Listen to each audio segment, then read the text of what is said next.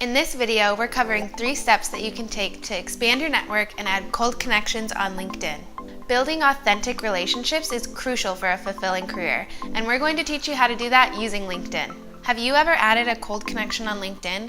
Tell us about it in the comments.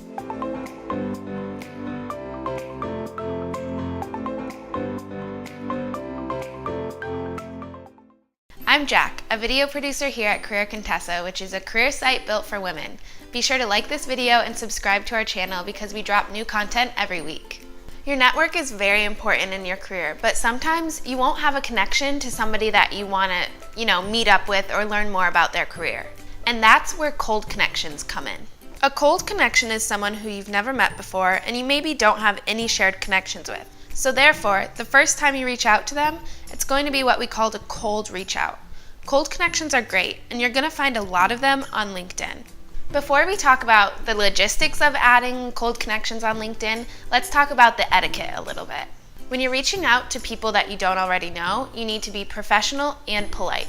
What that means is making sure that you always tell them a little bit about who you are and why you want to connect. If you do that, the chances of them denying your connection or not wanting to reach out are a lot slimmer.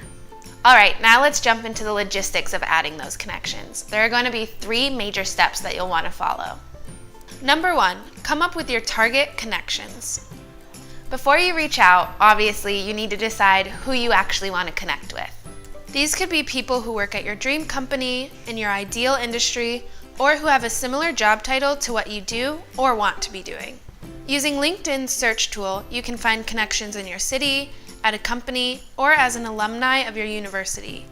You can also find potential contacts through the content page and reach out to authors or those who comment on articles that you've read. Usually what I like to do is think about companies that you would dream of working at, or maybe an industry that you want to explore more, or maybe somebody who has a career that you really are inspired by and you just want to meet up with them and chat a little bit more about what that is that they do. Whether it's having an informational interview, meeting up at a conference or event, or applying to a job at their company one day, cold contacts are a great way to expand your network. Once you have that list of people who you want to connect with, the next step is to actually reach out and send those connection requests. Number 2, personalize your connection request. So when you find the people on LinkedIn that you want to connect with and add to your network, you're going to send them a connection request, but you need to personalize the note.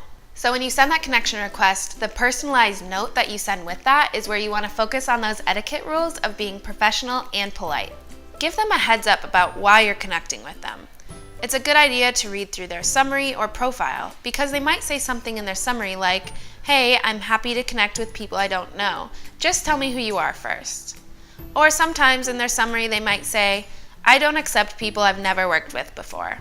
And remember, with this note, you really want to keep it short and sweet. You could say, "Hi Grace, I'm Betsy, and like you, I also work as a graphic designer for a startup in Los Angeles. I noticed we're both from Atlanta and would love to connect with you. Thanks, Betsy."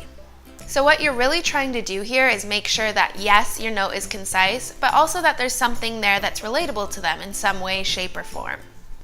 Number 3, follow up.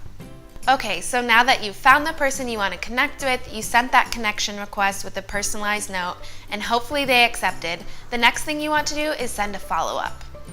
After you're connected, send an in-mail, which is a LinkedIn message, thanking them for adding you. It can be super simple. Even just something like, "Hi so-and-so, thanks so much for accepting my invitation. I look forward to staying in touch."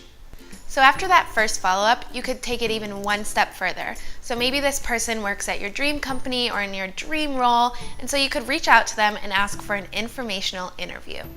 Now that you've sent the connection and you've followed up, you can go to their LinkedIn profile and either send them a message there or grab their email address and ask them directly about having an informational interview. The point here is that following up is really important because it opens the doors of communication to go one step further.